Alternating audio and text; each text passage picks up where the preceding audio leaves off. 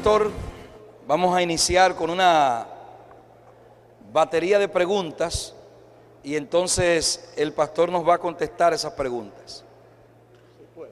Sí puede. Usted la va a contestar todas, alguna le dirá, no me la sé. Muy bien, aquí está la primera pregunta que nos llega. ¿Qué hacemos en esos pocos días de angustia si ya la gracia está cerrada?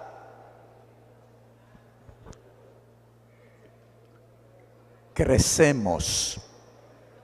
¿Me están escuchando? Crecemos.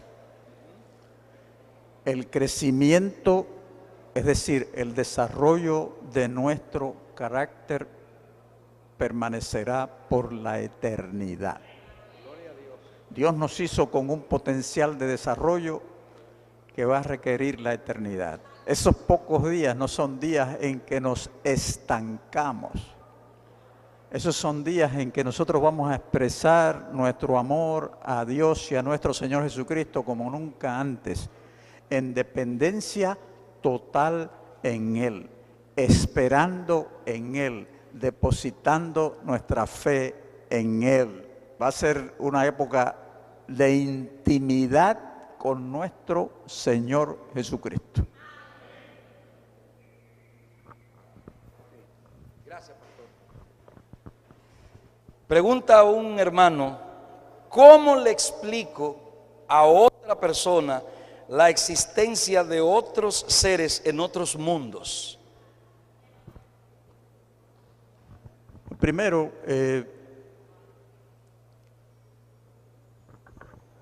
la ciencia, los individuos que muchos de ellos ni creen en Dios, están diciendo que desde el punto de vista de matemática se puede conjeturar que en este cosmos vasto que hay de estrellas y planetas innumerables, ellos dicen, tiene que haber vida inteligente en alguno de ellos. De manera que cuando nosotros hablamos de vida inteligente en otros mundos, no estamos desubicados. De hecho, esta es una de las mejores ocasiones en que podemos hablar de eso. Hay seres inteligentes fuera de este planeta. El mejor ejemplo se llama los ángeles. Los ángeles viven fuera de este planeta, en un lugar en el mundo donde está el trono de Dios. Job, creo que 38, dice que cuando Dios estaba creando nuestro planeta, los hijos de Dios se regocijaban. Job 1 y el capítulo 2 habla de que los hijos de Dios vinieron y se congregaron en un lugar en específico con el concilio de Dios celestial. Así que hay unas ciertas evidencias en la Biblia de que sí hay seres inteligentes en otros lugares del mundo. Lo que la Biblia afirma es que el único planeta en el cual la maldad reside, el pecado reside, es en este. Y que Satanás no tiene acceso a ningún otro planeta, de acuerdo a Apocalipsis 12. Eso es lo único que te puedo decir.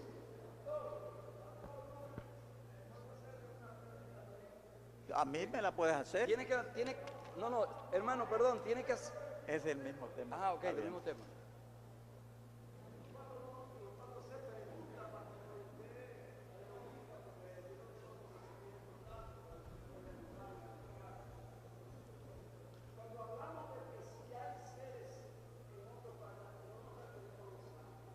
Él está diciendo lo que no...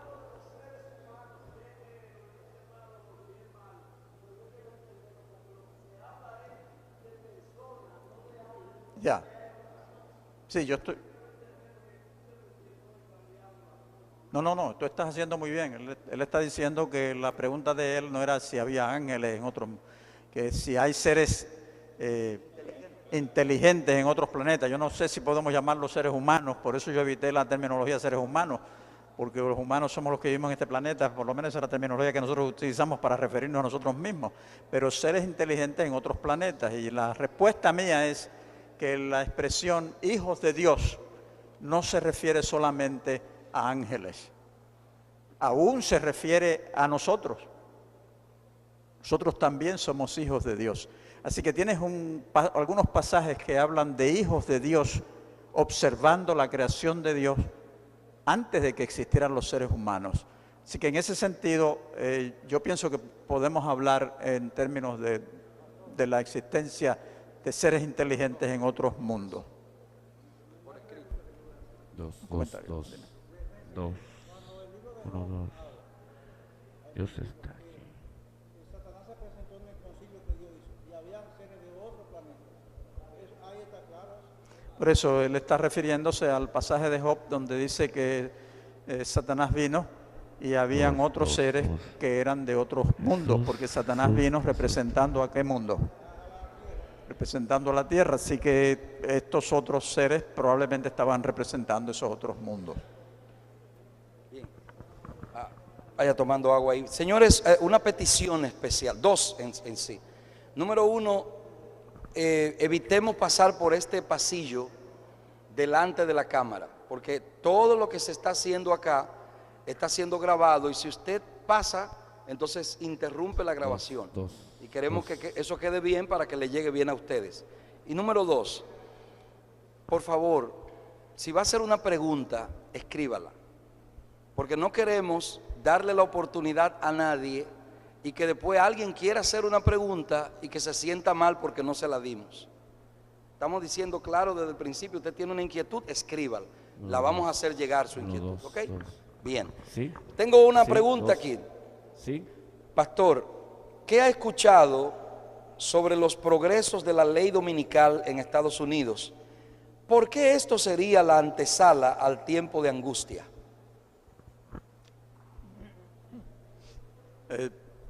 Realmente en estos momentos las leyes dominicales en Estados Unidos no están siendo agitadas. Usted escucha a veces en la internet gente que dice, el presidente de Estados Unidos está por firmar la ley dominical, habló con el Papa y se reunieron privadamente. Nada de eso es cuento. En estos momentos las leyes dominicales no están siendo agitadas en Estados Unidos. Y eso está bien, porque desde mi punto de vista el momento crítico pasó.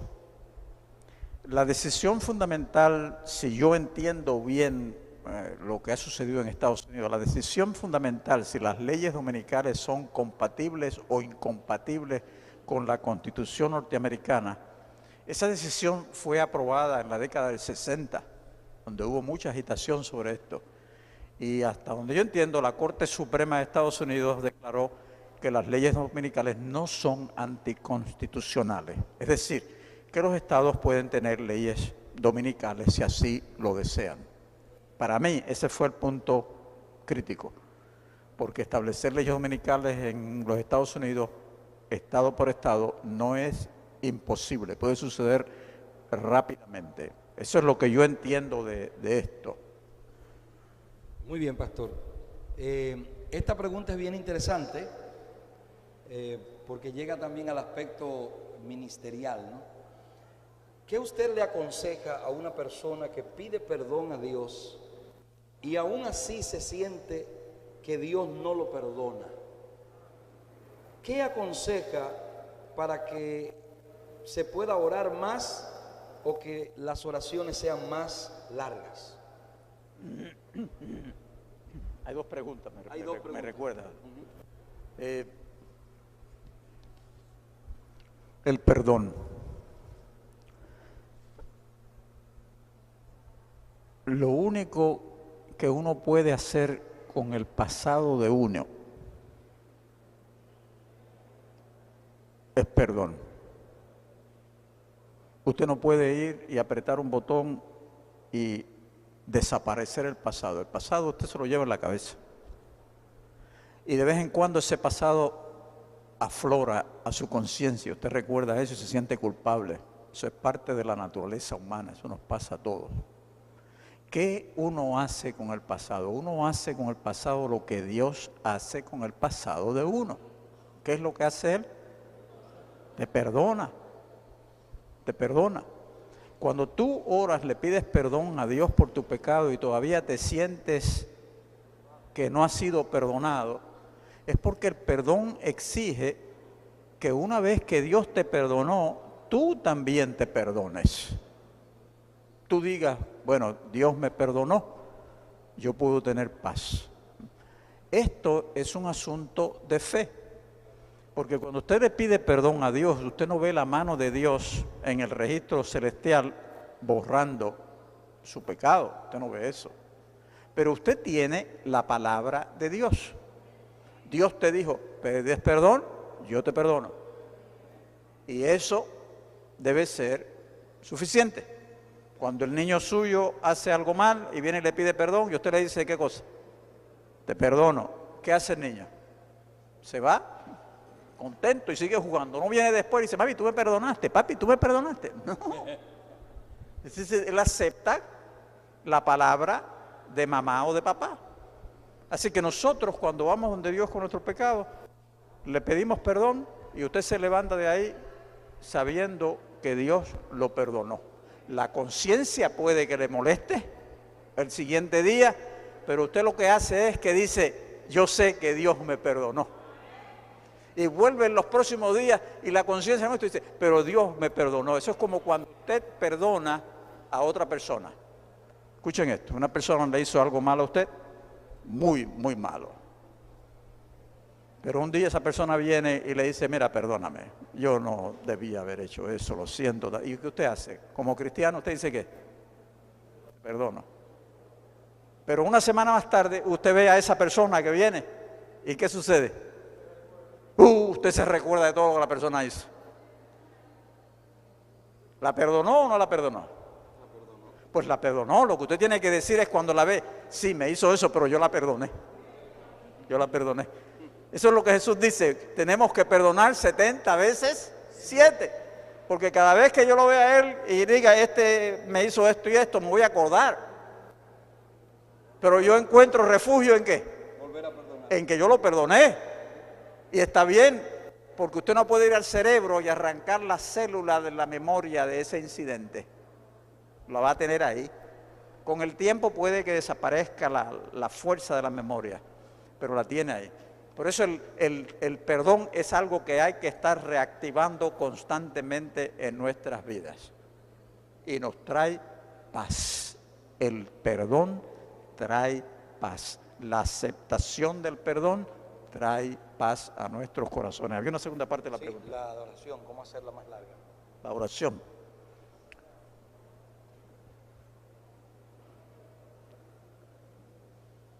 Si usted planea la oración va a ser larga. Si usted no la planea, va a ser corta. Si usted entiende que hay diferentes tipos de oraciones, usted va a hacer oraciones más largas. A veces por la mañana, cuando yo me levanto, le digo al Señor, Señor, esta va a ser una oración de gratitud. Yo no te voy a pedir nada. Va a ser una oración de gratitud para ti. ¿Y usted sabe cuán larga puede ser esa oración? ¿Usted sabe cuántas cosas ha hecho Dios por mí y por ti? Y usted comienza a darle gracias a Dios porque ayer el carrito mío que a veces me falla y no me permite ir al trabajo a tiempo, funcionó. Gracias, Señor. Gracias porque aunque el zapato estaba un poco defectuoso, lo arreglé. Gracias. Mire, usted tiene, hermanos, todo lo que recibimos es de gracia.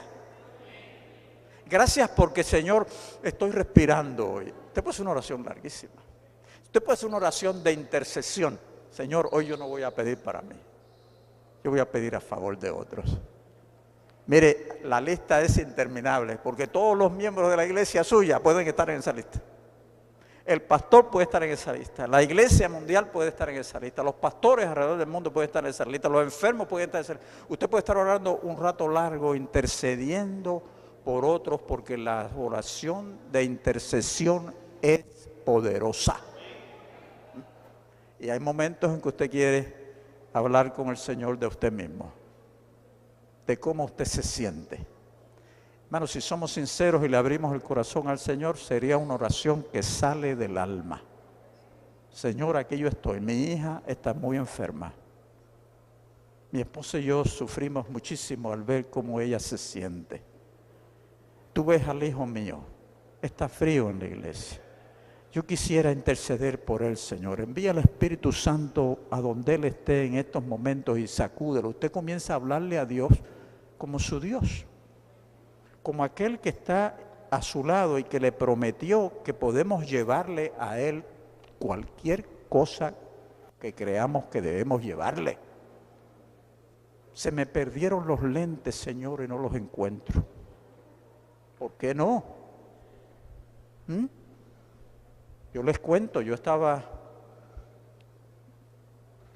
en la orilla del Océano Pacífico con un grupo de hermanos que estaban en un retiro. Nos paramos así, a mojarnos los pies. Y a la hermana, a una de las hermanas, se le cayó los lentes. Y comenzamos a buscarlos y a buscarlos. No aparecían los lentes. Esta hermana no tenía recursos. Así que yo le dije a los hermanos, miren, vengan, vamos a entrar un poquito más allá, aunque nos mojemos más los pantalones. Y vamos a hacer un círculo aquí. Vamos a tomarnos las manos. ¿Y qué le dijimos al Señor? Bueno, la gente diría, qué oración estúpida, viene orando por unos lentes en medio de un océano. Pero oramos por los lentes de la hermana que estaba llorando porque no tenía recursos para unos lentes nuevos. Y entonces le dijimos, Señor, ahora esperamos que tú nos ayudes. Soltamos las manos, hicimos así, y un hermano dice, la encontré debajo de la arena del pie de él. A usted puede pensar, ¿coincidencia? ¿Coincidencia? Tenemos un Dios que se preocupa por cosas pequeñas en nuestras vidas y podemos llevar. Así que es un asunto de que usted decida qué tipo de oración yo le voy a hacer al Señor. Y a veces puede ser una oración corta. Señor, hoy quisiera pasar más tiempo contigo, pero lamentablemente, Señor, me desperté tarde, perdóname. Solamente te quiero pedir que me acompañes hoy. El Señor acepta cualquier oración que nosotros tengamos para Él. Bien. Pastor, lo que entra al cuerpo o comemos, ¿no contamina el cuerpo?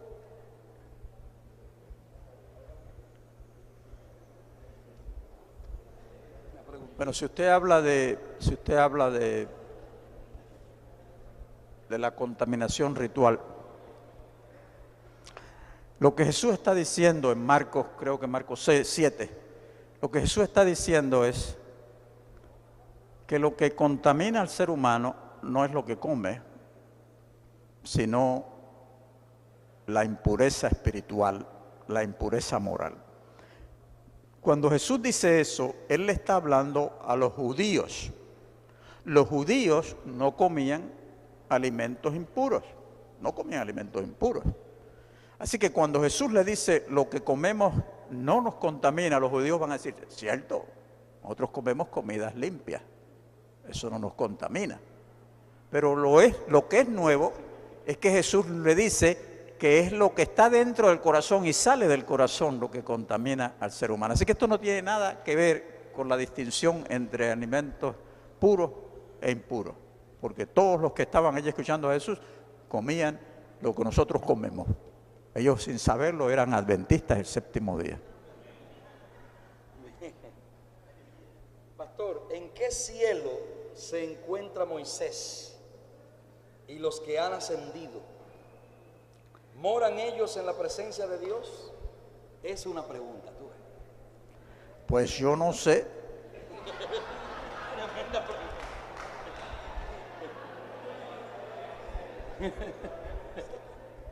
Yo quisiera saber, porque, ¿sabes? Sería un chisme jugoso.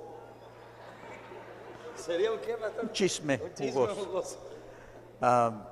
Sería interesantísimo saber, realmente. Yo pienso que sería interesantísimo saber dónde están ellos. Si ellos están realmente frente al trono de Dios sirviéndole, o si Dios los envió a un planeta especial con una misión especial, o qué sé yo. Pero a mí me gustaría saber. Lamentablemente lo que le quiero decir es que no tenemos información. O ellos definitivamente fueron transformados, ¿no? Y la señora White muy acertadamente dice que Moisés representa a aquellos que van a ser resucitados y van a servir a los cielos. Elías representa a aquellos que van a estar vivos cuando venga Cristo y van a unirse a Cristo en las nubes. Así que todo esto tiene una riqueza. ¿Dónde están? Pues yo no sé. Quisiera saber. ¿Cuál es la mejor manera o forma de aprender las profecías del fin, ya que no es fácil entenderlas? Lo que usted necesita saber es fácil. Es que a veces nosotros queremos entender las cosas mejor, ¿no? Y vamos más profundo en el texto bíblico de Apocalipsis, de Daniel, y lo analizamos. Pero lo que usted necesita saber no es todos esos detalles. Usted necesita saber cómo se cierra el conflicto final. Usted necesita saber lo que el enemigo está tratando de hacer en estos últimos días. Usted quiere una introducción buena, genuina, defensible. Lea los últimos capítulos del conflicto de los siglos. Allí usted tiene la interpretación de Apocalipsis 12, de Apocalipsis 13, de Apocalipsis 14 en forma sencilla. Y si usted entiende eso, usted entiende más que suficiente, porque allí está muy, muy claro. Nosotros somos los que queremos estudiar las cosas más en detalle a fin de entenderlas mejor, y entonces tratamos de compartir con ustedes, pero ustedes no necesitan saber todos esos detalles. Usted lo que necesita saber es cuál es el plan del enemigo en los últimos días, para nosotros poderlo desenmascarar sin temor alguno. Y el conflicto de los siglos, el libro del conflicto de los siglos, esos capítulos finales, usted va a encontrar una exposición maravillosa de esas profecías de los últimos días. Muy bien, esta es interesante también esta pregunta. Cuando empiece la ley dominical,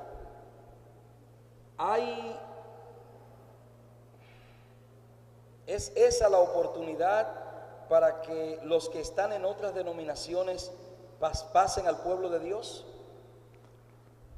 Yo pienso que sí. Ese es el momento en que el pueblo de Dios va a experimentar la presencia del Espíritu Santo en una forma más intensa y proclamar con poder. Y la gente comenzará a entender que estos adventistas, después de todo, tenían razón. Vamos a estudiar qué es lo que ellos decían. Porque la ley dominical comienza nacional en Estados Unidos y luego va a ser mundial, pero comienza en Estados Unidos. Y esa será evidencia de que nuestro mensaje es genuino. Y muchos pueblos y muchas naciones alrededor del mundo van a estudiar esto con cuidado al ver lo que está sucediendo. Yo me pregunto, por ejemplo, ¿qué hará el pueblo judío? Porque hasta ahora el pueblo judío junto con nosotros se ha opuesto a las leyes dominicales en Estados Unidos.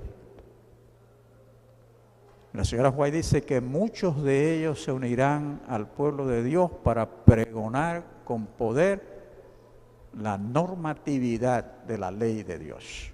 Así que van a ser momentos maravillosos para el pueblo de Dios. Muy bien. Apocalipsis 18 habla de pagarle el doble. Si Dios es justo, si es conforme a sus pecados que le deben pagar, ¿por qué Juan usa esa expresión? Lo que les va a sorprender a ustedes es que la expresión es una expresión técnica en el Antiguo Testamento para referirse a un juicio justo. A eso que se refiere. El darle doble, lo que significa es que la persona no va a recibir menos de lo que tiene que recibir por su delito. Así que en español no suena, va a recibir doble. Eso quiere decir que va a ser maltratado. No, en la Biblia, en el Antiguo Testamento, lamentablemente yo no me acuerdo ahora de los pasajes, en Jeremías creo que hay varios, donde dice, Dios en su justicia te dará el doble. Y lo que quiere decir es, Él se va a encargar de que el crimen sea, ¿cómo se llama? El castigo corresponda plenamente al crimen. Esa es la famosa ley del ojo por ojo, ¿la recuerdan? Que suena tan fea, ojo por ojo y diente por diente. Ese es un principio de jurisprudencia. Y lo que significa es que si él te sacó un ojo, tú no le vas a sacar dos. Eso no es justicia. Pero no está hablando del ojo, está hablando del principio. Si él hizo este delito, el castigo que corresponda es el que le puedes dar. Si en la familia alguien mató a uno, eso no quiere decir que tú tienes que ir a la otra familia y matarlos a todos. Esas son las leyes de las tribus de la antigüedad. El Señor le dice, no, el principio aquí es, el castigo tiene que corresponder al crimen, y ese principio de ojo por ojo y diente por diente predomina en todas las jurisprudencias alrededor del mundo. El principio de que el castigo tiene que corresponder al crimen. Y aunque les parece extraño, darle doble significa precisamente que no se te va a dar menos de lo que tienes que recibir. Bien, pastor, el sábado o la santa ley, ¿cuál de estos dos es el sello de Dios?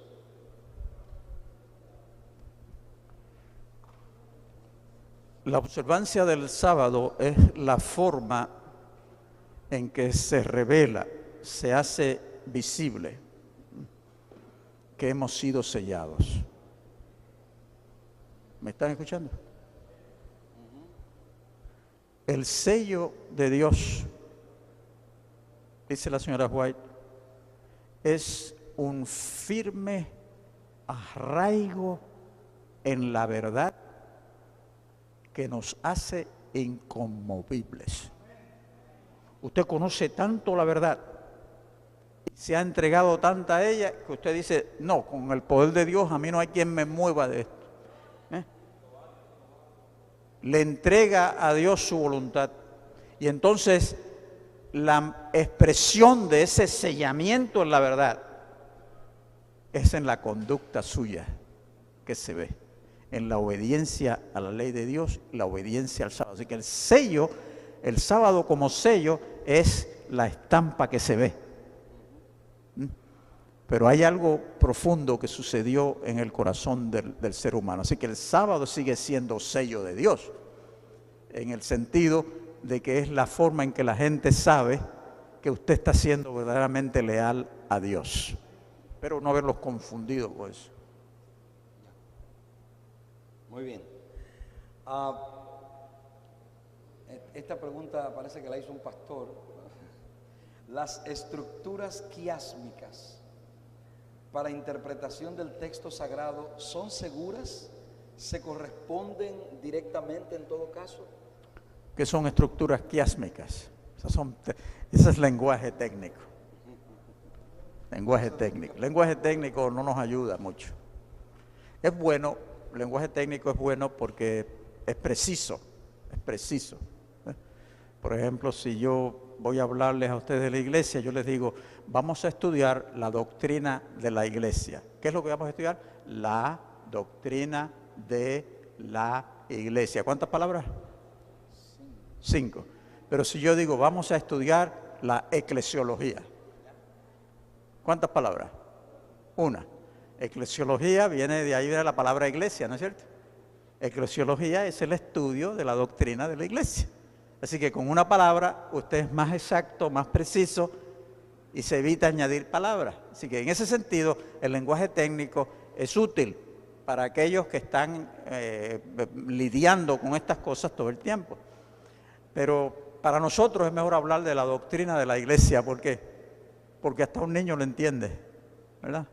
Así que estas estructuras quiásmicas, lo que significa es que el escritor bíblico, el profeta, organizó lo que está diciendo de tal manera que la primera parte de lo que dice corresponde a la última parte de la historia o del poema o del salmo. Y lo segundo que dice corresponde a lo penúltimo que está diciendo. Usted tiene le pone letras A, B, C a cada pensamiento. Y entonces al terminar usted comienza de nuevo con A, B, C, porque los pensamientos son similares. Esas son las estructuras quiásticas. Es mayormente poética, pero no exclusivamente. El estudio de estas estructuras literarias hay que tener cuidado con ellos. Es mejor cuando uno argumenta en términos de estructuras literarias si uno se basa en la terminología específica que se usa, porque la terminología resulta más fiel al texto. La otra forma de hacerlo es las ideas. La idea aquí corresponde a la idea de acá, y eso puede hacerse, pero es un poquito más débil porque tiene que ver con un nivel mayor de interpretación de lo que yo pienso que él está diciendo aquí y acá. Así que, en respuesta a la pregunta compleja esta, estudiemos la Biblia con cuidado, tratemos de ser lo más leales que podemos al texto bíblico mirando la terminología que se usa, es lo más seguro. Muy bien. Pastor, muchas personas en nuestro país, República Dominicana, este contexto nuestro, pan nuestro de cada día, se están yendo al campo, corriendo, porque el mundo se está acabando y hay que irse para el campo. Entonces, ¿es lo más correcto ahora? Miren, mis hermanos, esto no es nuevo. Ha habido siempre individuos que quieren irse a los campos a vivir. Y en principio, pues cada persona decide dónde va a vivir. Y yo no tengo derecho de decirle a nadie, no, tú tienes que quedarte en la ciudad. No tengo ese derecho. Es la razón por la cual se van al campo a vivir. Yo personalmente, si pudiera, me iría al campo a vivir. Hay menos, como le dicen en español, polución, contaminación ambiental, y usted puede sembrar sus propias hortalizas, y si usted quiere comprar una vaquita, compra su vaquita y tiene la leche fresca, planta los plátanos y se come el mangú de sus propios plátanos con un quesito frito y un poquito de aguacate. Me encanta eso. Así que es la motivación. Si la gente se está yendo allá pensando, el fin viene, yo me voy de aquí, pues mire, que paren los caballos, porque esa no es razón para irse de las ciudades. Esa no es la razón. Yo no digo que está mal que salgan de las ciudades, es la razón por la que se están yendo. Nosotros tuvimos un caso, hemos tenido de hecho más de uno, donde un individuo comienza a agitar eso y se va y logra que un grupo de hermanos se vayan allá a una montaña a vivir, y ellos compran sus pedacitos de tierra allí para vivir en una comunidad común, todos viviendo en sus casitas. Hasta donde yo le puedo decir, los casos que yo conozco han terminado en conducta inmoral. Y una persona se ha quedado con todo el territorio que compraron, y los hermanitos han tenido que regresar sin nada. Si el enemigo se encarga de utilizar las cosas buenas y las daña, nosotros debemos evitar eso. La razón por la cual los hermanos quieren irse es la clave. Si están pensando hacerlo porque ya Cristo viene y viene la persecución y yo me voy a esconder en una cueva. La señora White dice, cuando las leyes dominicales vengan, el decreto de muerte venga, es el tiempo de salir de las ciudades, porque ya el fin viene. Todavía no estamos ahí. Muy bien. Esta me pareció un poco jocosa. Yo sé. ¿Es cierto que duraremos 7 días camino al cielo, pastor?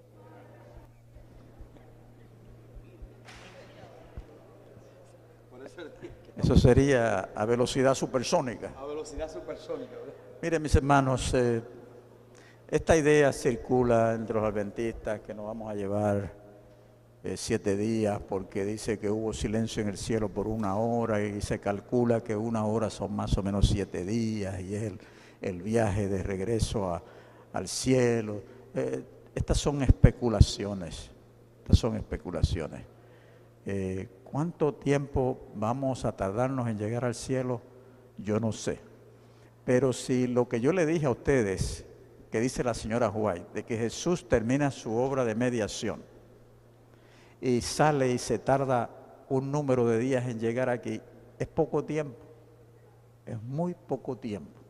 Si son 7 días, a mí no me molesta.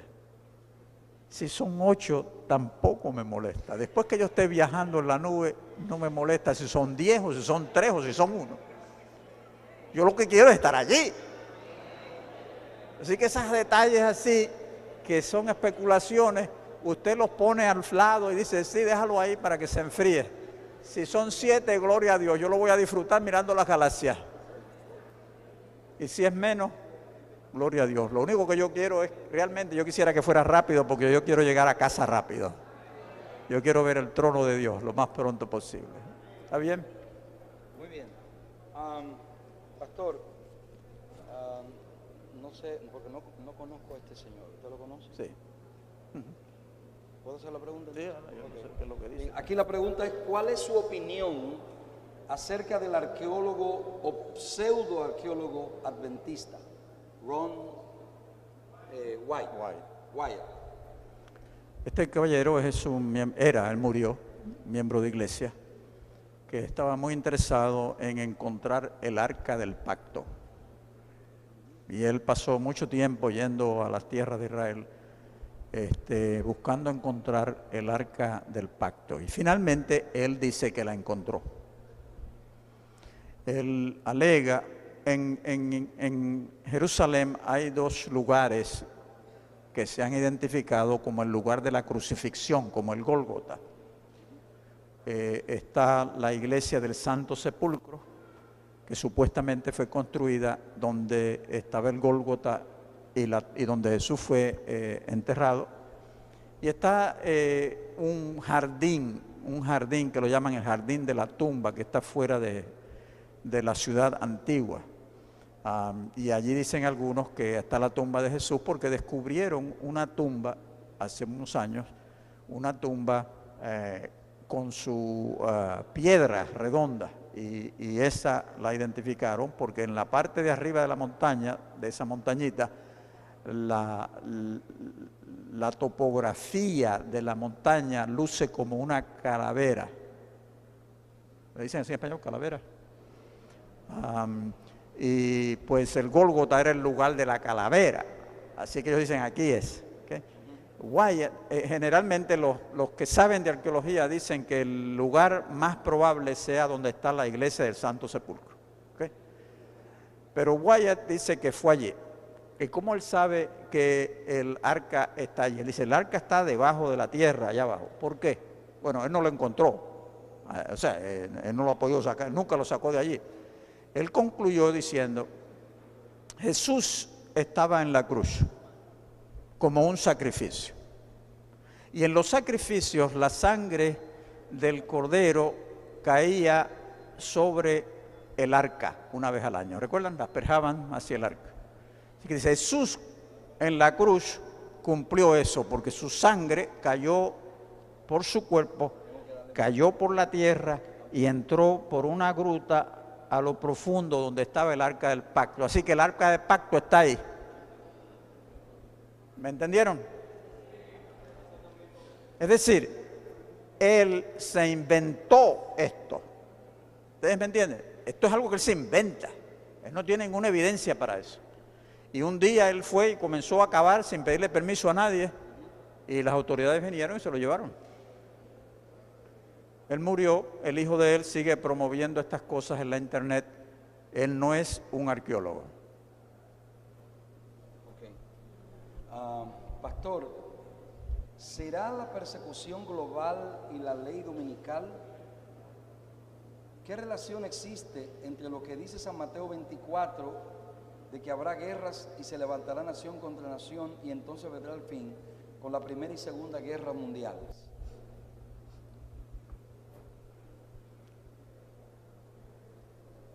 Esta frase de Mateo lo que está diciendo es que el periodo de espera, esperando la segunda venida de Cristo, se va a caracterizar por un constante estado de guerra en el planeta Tierra. Un constante estado de guerra.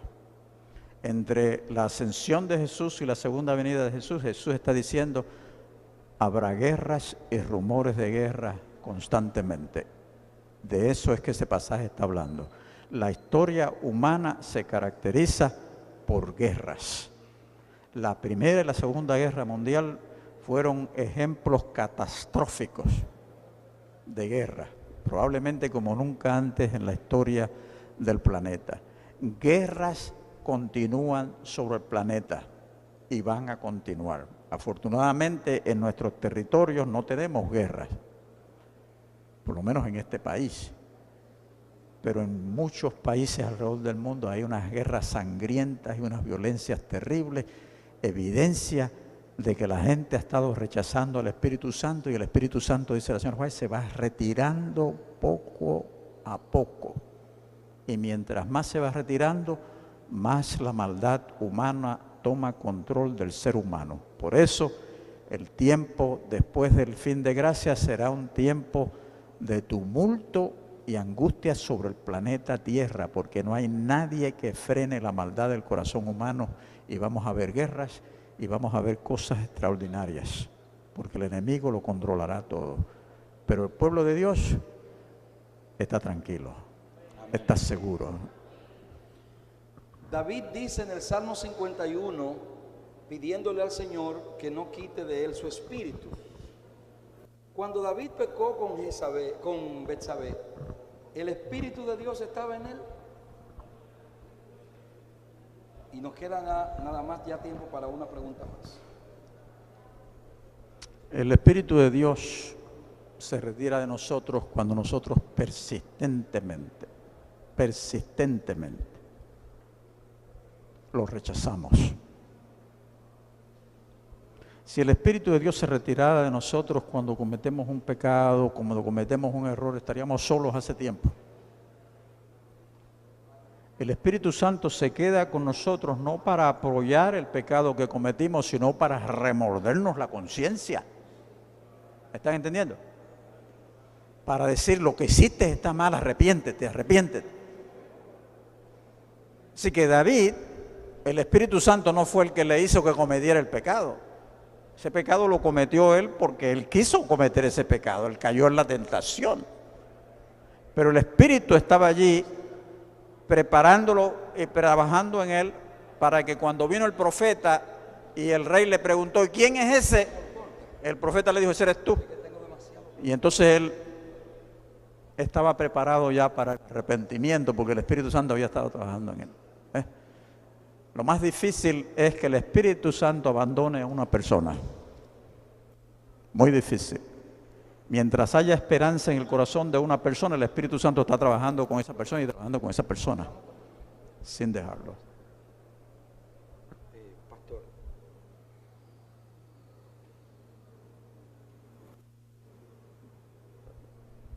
Bien. Esta pregunta quise enseñársela al pastor primero por un asunto que él van a entender ahora cuando yo la haga. Pastor, si un pastor cae en pecado, queda fuera del ministerio, ¿por qué no puede volver a ser pastor?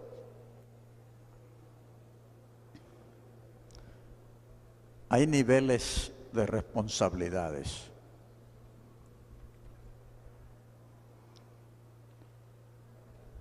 Y por lo tanto, lo que hacemos tiene repercusiones dependiendo de las responsabilidades que tenemos. Yo estoy seguro que aquí en la República Dominicana, en Estados Unidos, en muchos países del mundo, un consejero profesional, un psicólogo,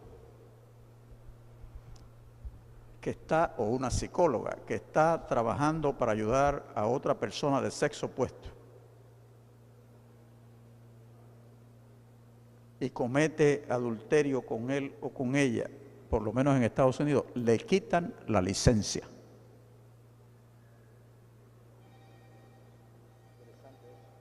La licencia del Estado se la quitan. ¿Por qué? Porque utilizó la posición de él o de ella para seducir a la otra persona. Si la otra persona tomó la iniciativa o no, la ley no entra en eso. Porque él como profesional debió que mantener la distancia. Esta persona viene buscando ayuda, es débil, está en una condición emocionalmente débil, puede ser dañada. Y cuando el consejero hace ese daño, hizo un daño casi irreparable. Eso es en el nivel profesional de consejería. Pero cuando usted entra al nivel de la vida espiritual de una persona, que viene donde el pastor, donde el pastor con sus cargas y sus preocupaciones, y el pastor comienza, no te preocupes, mijita, si eso no es nada. Hay una traición. No se portó como el pastor debe portarse con la ovejita. Y ese nivel de responsabilidad es lo que ha llevado a la iglesia a decir, preferimos que no regrese al ministerio, ha perdido la entereza, ha perdido la integridad que se espera de un ministro. Yo he estado de pastor, yo sé lo que sucede en las iglesias y a veces suceden cosas que los pastores tienen que manejarlas, ¿no? Y hay hermanas, hay de todos, y hermanos, hay de todos, ¿okay? En las iglesias usted tiene personas de un tipo y tiene personas de otro tipo. Tiene unas personas que están espiritualmente aquí, otros están acá, otros acá, otros allá. Y uno tiene que trabajar con eso. Y el pastor se espera que tenga madurez para saber manejar esas situaciones. Les voy a contar un chisme.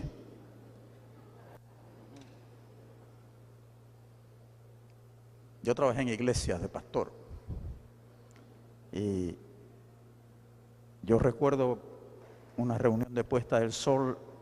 Yo le dije, hermano, vamos a tomarnos las manos y para orar, y todos nos tomamos las manos. Yo no le estoy diciendo que no hagan eso, es que yo no le estoy diciendo que no hagan eso. Eso está bien. Pero al lado mío vino una persona. Y al terminar la oración, usted sabe la diferencia entre un apretón y otro. ¿Me están entendiendo? ¿Entendieron? Usted como pastor o como anciano de iglesia, ¿aquí tienen ancianas de iglesia? Aquí todavía tenemos, bueno, pero no ordenadas. Bueno, usted como pastor o como anciano de iglesia o como líder de iglesia que se encuentra en esta situación, usted tiene que mantener su integridad. ¿Cómo usted la va a mirar y le va a apretar la mano también? No. Usted tiene una responsabilidad, usted fue llamado por Dios para hacer el trabajo que usted está haciendo en la iglesia. Así que usted se cuida de esas cosas. Y si yo sigo aquí, le doy un sermón. Pero es importante mantener la integridad en el ministerio que usted, el Señor, le dio. El ministerio que el Señor le dio a usted a la iglesia le da acceso a los hermanos y hermanas que no le da a otros. Y usted tiene que tener mucho cuidado cómo usted utiliza ese acceso. Dios les guarde.